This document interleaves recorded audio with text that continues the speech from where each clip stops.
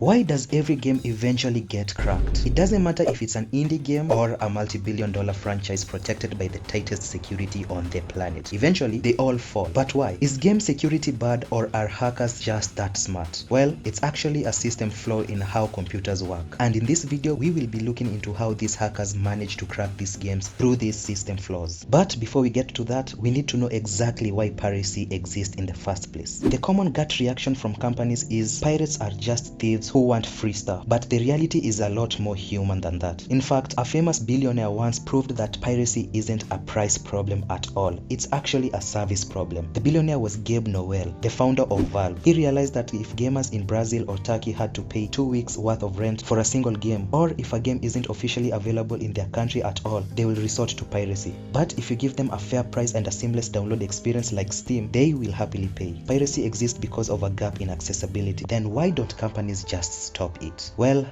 they tried, and it didn't go as planned. Let me explain. To fight back piracy, the game industry weaponized two things: DRM, also known as digital rights management, and anti-cheat systems. Now, people often mix them up, but they have two completely different jobs. DRM, like Denuvo, is there to protect the sales window. Its only job is to make sure you bought the game. Anti-cheat, on the other hand, is there to protect the gameplay experience in multiplayer, making sure nobody is flying across the map or shooting through the walls. It's highly likely you have met these Neanderthals. But here's the darkest secret about this security system that developers don't want you to know. They often make the game worse for the paying customer than for the pirate. We have seen it time and again. Heavy DRMs can tank frameless, cause stuttering, and require an always online connection, even for single player games. So while there are paying customers dealing with lag and server errors, the pirate is playing a cracked version that runs perfectly smooth, completely stripped of the bloatware. This irony is exactly what fuels the hackers. So why can't developers just build a perfect security system? It comes down to a fundamental rule of cybersecurity: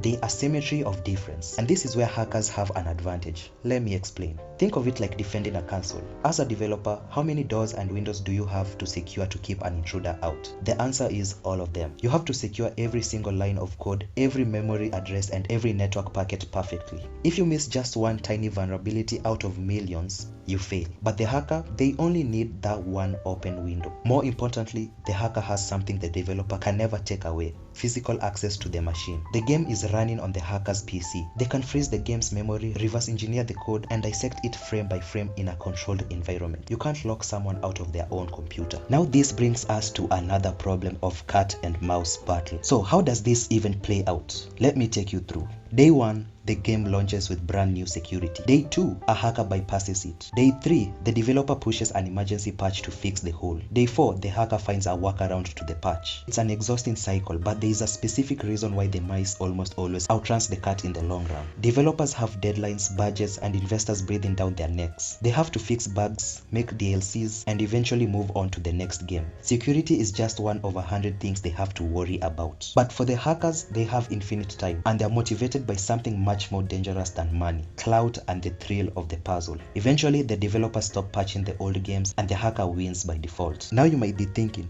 if it's inevitable, why do some games take months or even years to get cracked? It's not because the code is magically unhackable. It's because the developers changed the rules of the game. They stopped trying to hide the code on your hard drive and move parts of the game to their servers. Take a game like Diablo 3 or The Division. Even if you play them entirely solo, they require a constant connection to a server. Why? Because the server is doing the math. If you kill a monster, your PC doesn't decide what loot drops. The server does. To crack a game like that, a hacker can't just bypass a license check on their computer. They have to literally rewrite and emulate the entire server-side architecture from scratch. That takes an immense amount of time, talent, and dedication. It slows the hacker down, but as history shows, it still doesn't stop them completely. The concept of an uncrackable game is a myth. Scientifically, it cannot exist. Here's how it goes. Think about the paradox of what a game actually is. If you play a game, your computer's processor has to be able to read and execute the game codes. If the processor can read it, the memory has to hold it. And if it's in the memory, a human with the right tools can intercept it. At the end of the day, gaming history has proven that piracy and hacking aren't things you can patch out of existence. It's a permanent side effect of the digital world. If you enjoyed this breakdown, subscribe, and I will see you on the next one.